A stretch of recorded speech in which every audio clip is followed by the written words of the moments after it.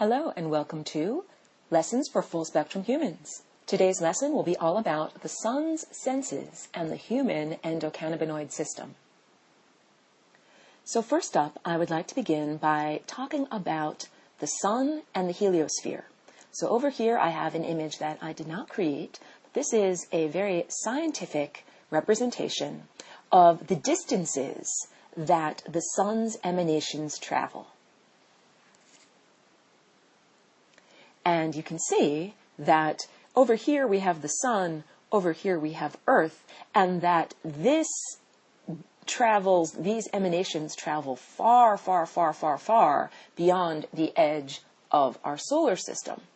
First of all, I'm using the word emanations because what comes off of the sun in terms of energy is more than merely light.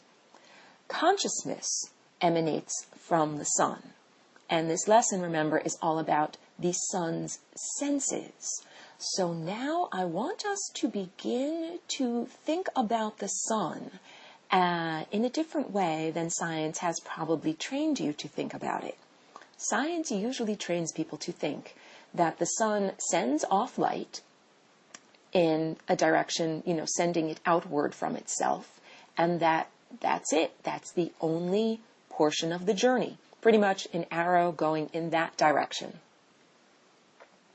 But I am here to tell you that consciousness travels in two directions. Travels in many directions, but it travels in more than one direction. Not only does it emanate from the sun, consciousness also returns back to the sun. This is very important. This is an important concept because we're talking about the idea, light comes from here and travels infinitely in this direction. And it does, if it does not experience anything. So consciousness and light. I've often spoken about doing a fun word game, which is any time when someone says light or you read the word light, to exchange the word consciousness. Because light, as we know it like fiber optics light, it is able to carry the information of data encrypted for like a computer. Light carries information. Literally, when you turn on the light in a room, you have access to more information about what was in that room than you did before you turned on the light. Now let's talk about the sun. Sending out light to the quote-unquote room of the galaxy. And not only the sun, but all of these stars. I'm focusing on the sun because that is the star that is nearest to us. And so it is the one with whose consciousness we are most intimately entwined.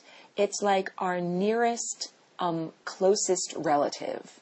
But it is really us. It's really our own consciousness. Now I have to stop for a moment and tell you all about the human endocannabinoid system, because I've just said that the sun is really us, and it's really our consciousness, and this lesson also involves, beyond the sun's senses, the human endocannabinoid system, so let's talk about that. So the endocannabinoid system, endo meaning within the body, and cannabinoid is from cannabis. This means you and all other humans and many other animals have a cannabinoid system, your own naturally occurring exudations of cannabis that happen within your nerves. So let's draw some nerves. This is just the end of a nerve, and this is a big fat close-up of what happens where two nerves come together. So you would say, okay, this leads ... all the way up to the brain, right? And a signal travels from the brain down here to this nerve, and then it hops across this synaptic cleft, and then continues on its journey in this direction. Or I should have prefaced that whole little thing by saying this was science's understanding of how nerves work up until very recently.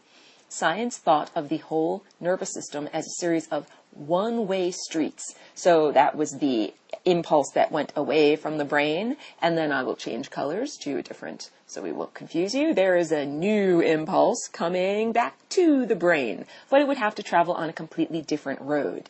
Well, that is not completely accurate. That is the state of the nervous system when one does not have an active or properly acting endocannabinoid system. So science for many, many years has been studying nerves and studying only part of nerves, studying only the part of nerves that it feels comfortable with, ignoring this, and making sure that humans have as low as possible of a functioning endocannabinoid system.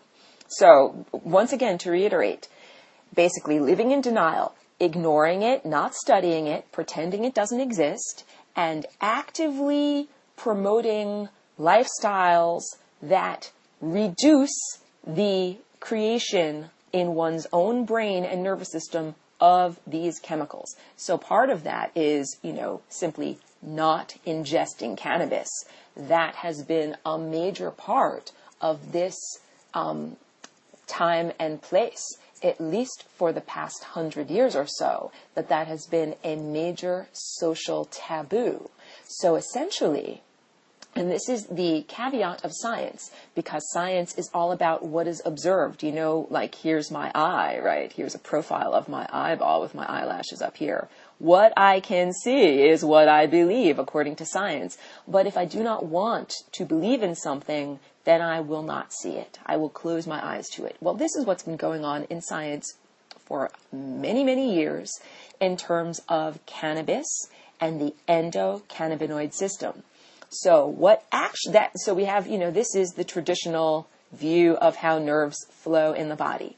But now there has been research into this naturally occurring cannabinoid system within your body that shows that there's actually a two-way street that can go on if this system is healthy.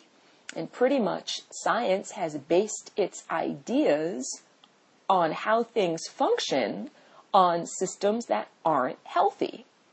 But if all is working correctly, this neuron over here actually can exude cannabinoids in this direction. And when it does so, the little neurotransmitters that come out of here and flow across this synaptic gap, they are stopped in their flow. So let's say that this flow of little red dots, little neurotransmitters, has to do with the sensation of pain. Like they are flowing over to here and it is all about transmitting the sensation of pain. Well, if we are able to stop or regulate the flow of those little red dots because we are busy flowing green dots across here, and the green dots are busy taking up the attention and the, let's say, surface area of this nerve, then those little red dots can't come out. And the pain signal is reduced. Well, okay, first of all, so many of the diseases that exist in the modern world where people have been encouraged not to ingest cannabis in any way and where people have been fed nothing but a lot of processed foods, that's the other thing that reduces your capacity, your endocannabinoid system. If you don't have the proper building blocks to create these lovely green, wrong color, these lovely green neurotransmitters, then you can't make them. So this is why people's endocannabinoid systems have not been functioning correctly, but they should be able to have a two-way street where you have neural impulses that also go in this direction on the nerve, essentially affecting the brain in this direction.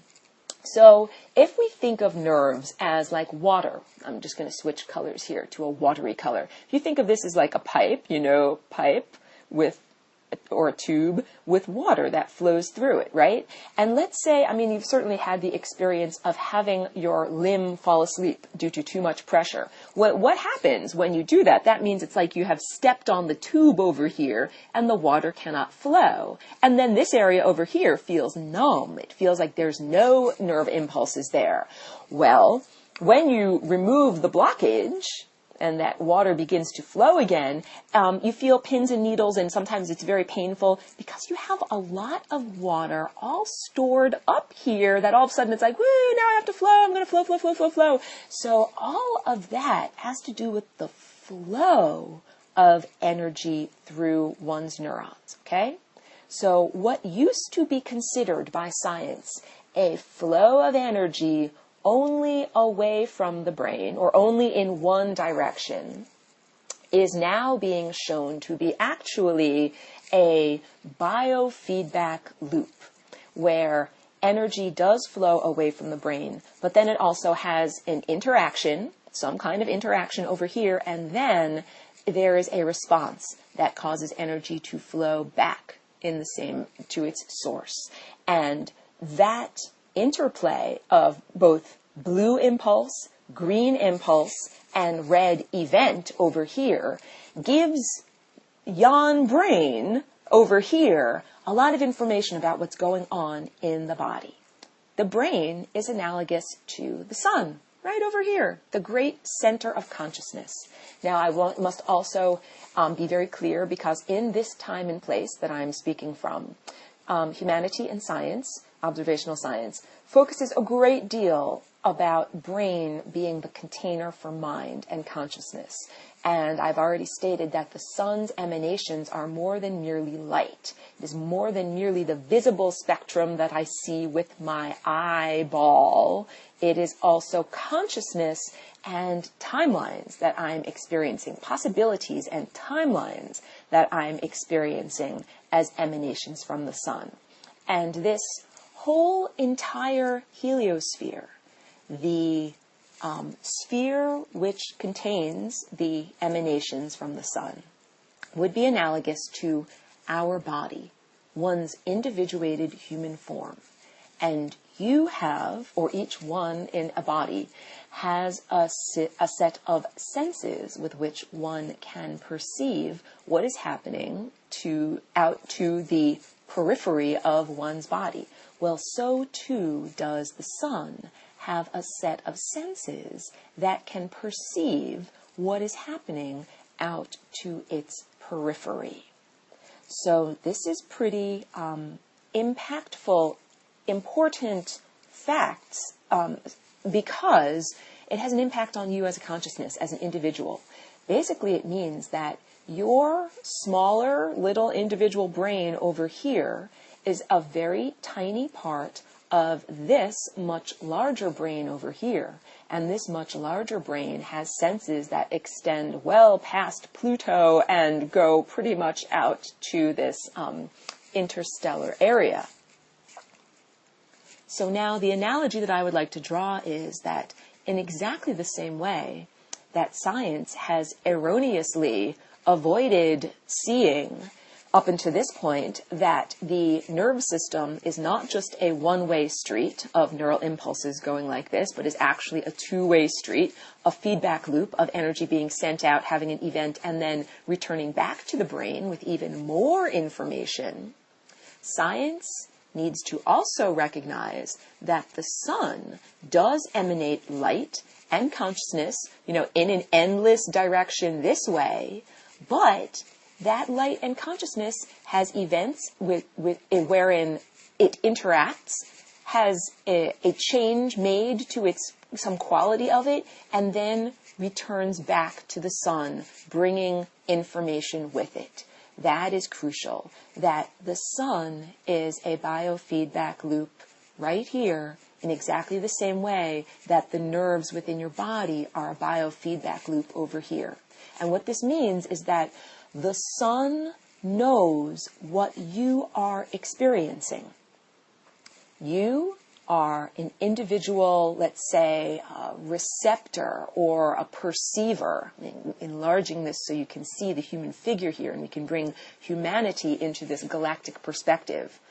You are a lens or an aperture through which a larger consciousness looks at and perceives the world. And you are just one small facet of a very multifaceted view, very similar to an insect eye. There are so many organisms that each have their own lens and viewpoint. And each one is absolutely crucial to this overarching viewpoint, which I would not even say is God consciousness. The consciousness of our sun is not even grand enough to be God consciousness. But if you added up our sun and every other galaxy, then we would begin to be approaching it. But now we also really need to talk about time, because the sun over here is not experiencing time in the same way that you and or I hesitated to say that, but let's say it's not experiencing time in the same way that many humans on Earth are experiencing time, which is to say in a linear fashion. So let me do a little bit of erasing here, clean up what we're seeing. The sun sends out emanations. And I think that I started giving this aspect of consciousness before. If these emanations do not interact with anything, they simply will go on in this direction infinitely. That's a pretty amazing thing to think about. All right? But that only happens if that beam of light or beam of consciousness doesn't interact with anything. No particle of dust, no material, no energy, no perception. Nothing perceives it, and it would keep on going infinitely. But what often happens, and so I would say there's a great unlikelihood over the vast stretches of interstellar space and vast time involved in galactic and cosmic time, that light would continue on a journey and meet no one and see nothing and feel nothing. Because these emanations, this light and consciousness that emanates from the sun, is like a feeler. It is very similar to a bat and the bat's technique of echolocation. So a bat sends off sonar waves. The sonar waves meet an object, like this X, and then they change and they bounce back to the bat. And the bat senses the change in the the change in the sound waves, and uses that in order to paint a mental picture of its environment. This is exactly what the sun does with its senses, except the sun's senses involve quantum use of energy, non-linear perception, light, and consciousness. Non-linear perception, light, and consciousness. Now, when I say quantum, that's not just a catchword. It's not just a fancy or fun word to use. I use the word quantum because light is being born from this portal in the center of the sun. Photons are literally being born there. It's a subatomic event. And I'm sure if you are in the advanced material of this class, you have listened to my other teachings, and you understand that what happens at a subatomic or a quantum level has different rules, is regarded by different rules than events that happen at a macroscopic level, like, say, the level of a human body, and that the flying rainbow lasagna is a way of combining the rules or bridging the gap between what happens at a subatomic or quantum level and what happens at a macroscopic or anthropomorphic level. There's the idea of quantum entanglement, which is that when, let's use green as a color for a photon that is being born, the idea that when a photon is born, that it's got a twin. and that one of those twins stays here at the sun on home base, and one of those twins gets sent off on its journey, and that the sun can actually tell what is going on with this far away photon by calculating the difference between this and this. You know, kind of like saying, if this particle over here had the numeric value of 1, and this numeric particle over here has the numeric value of, 81, then the sun can calculate, oh, the difference of energy between these two particles is 80. That is just a very simplistic analogy, because what we're talking about is the journey of consciousness. So now let's talk about you as a human, an individual on your journey of consciousness, all right? You are like a nerve impulse that is originating here in somebody's brain, except it's originating here in the great brain of the sun, and you are traveling down this axon of the nerve, which is very similar to traveling down a timeline, okay? But I have already described in other lessons that our journey of consciousness is a journey from the source and then looping around back to the source. That the source is not only our source, it is also our destination. And that the real interest is what changes we experience on that journey. Back to the sun and time.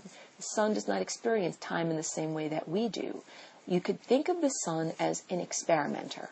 And that experimenter is sending off feelers of consciousness in every direction, just like the bat doing echolocation. So here is the sun sending off all of these arrows, and they will meet consciousness or matter or a planet or have an interaction with a force in some way, and then they will loop back around to the sun and give the sun the information about what happened. That's already happened. It's like saying that the sun has sent out this light feeler in all directions, everywhere, and has already had it all bounce back. And that it has learned from that, and that it hasn't stopped doing that. It keeps on doing that. It keeps on sending out those pulses that then keep on returning. And we, or human consciousness, or consciousness in general, is or are those pulses. We are that neural activity emanating from the sun, having experiences, and then returning it to the sun, returning those catalogs of experiences to the sun. So this has everything to do with death and our death journey, and also how that has an impact on our daily experience of life. Now, I've spoken extensively in other lessons about humanity's genetic conundrum, the experience of about 10 or 12,000 years ago being genetically degraded and being cut off from the source. This meant, and this is also understanding why science looks at the world the way it does, just changing colors here, purple being the source color emanations. So this meant that humanity could receive impulses from the source during life. You have to receive energy during your life, otherwise you would die. But that because humanity had that blockage, it was not possible to effectively communicate one's life experiences back to the source. That essentially you would be sent down here as a collector or recorder of information that would record a huge amount of information about your life experience, but you would not report it in real time. You would not be able to do so because of that genetic blockage. And the genetic blockage was actually, I will change colors to yellow, because it was at the level of the conscious intellect. It involved language, and it involved so much having to maintain a constant internal dialogue, which prevented oneself from reaching the mental states of inner silence that make it possible to get an impulse from lower consciousness back to higher consciousness. Higher consciousness does not speak English. So the language with which one must communicate is not English. It is not verbalized. All of these experiences that you have in the physical realm have to be translated into a format that can be transmitted to the source in exactly the same way that one must transmit the analog data of an actual record on a record player into digital dots and dashes or binary code in order to transmit it virtually, like, on a computer or over a telephone line. So in order to transmit your experience of being here in the third dimension, you have to translate it into a form of code or a digital format that can be broadcast and translated in an abstract manner back to the sun. Many people are not able to do this because they're constantly upholding an internal dialogue. The interior of their mind does not allow for them to make that connection. The practice of meditation and mindfulness is to attempt to send back one's signals of daily experience in real time.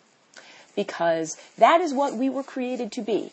We were created to be beautiful, human, physical conduits in the third dimension, sending back information in real time to the sun about what we are experiencing. Because truly everything, including the earth, the planet, our bodies, all of the heavy elements here, everything came from the sun. We are consciousness here exploring itself and learning from itself. So anytime when you're interacting with a person, a plate of food, or a cat, or a blade of grass, you are the sun interacting with itself. And it makes the game more fun and interesting when you receive feedback live in real time about what other parts of yourself are doing. What has been happening? Remember, I told you about this 12,000-year-long quarantine, this genetic blockade that was foisted upon humanity and has prevented humanity from achieving its full potential. Not only that, it has prevented Earth consciousness from fully expressing its full potential and impacted the sun in terms of the amount of information that the sun has available to it.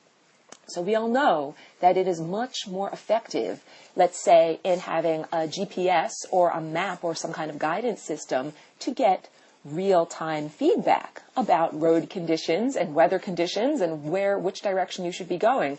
And that just being told at the end of a person's life, it's like saying, I went down there, collected extensive information, and now I'm finally giving it to you. Like, here's a big fat, like a book, right? Like, here's a book of my life. And the sun is like, that's wonderful. I wish I would have known about that 40 years ago. Like, I wish I didn't have to wait until the very end of your life in order to get that feedback. Because the sun responds to us just in the same way that we respond to cells in our body. And I have been telling you about this nerve system over here, this whole biofeedback loop. When humans begin to ingest cannabis after having been separated from it for mostly a lifetime, many of their pain signals and discomforts disappear. Those pain signals and discomforts had to do with the flow of neural signals being out of balance, just like when you have a hose that has a crimp across it and the signals get backed up. There might be too much flow or there might be not enough flow, and the lack of self-regulation, that this little nerve over here didn't have the capacity to control the faucet, how many little red dots are flowing across this synaptic gap at any time. It's like saying that the sun, the greater consciousness, didn't know what was going on during your life and only found out afterwards. When in your individual life you begin to ingest cannabis, you all of a sudden reawaken this endocannabinoid system, and all of these impulses are able to get back in real time. No more of giving a huge giant backlog of information to the sun and the discomfort, the lack of balanced flow that represents. This is all about flow of consciousness. So I am almost at the end of this particular segment of this lesson, but please join me for the next segment. Thank you very much.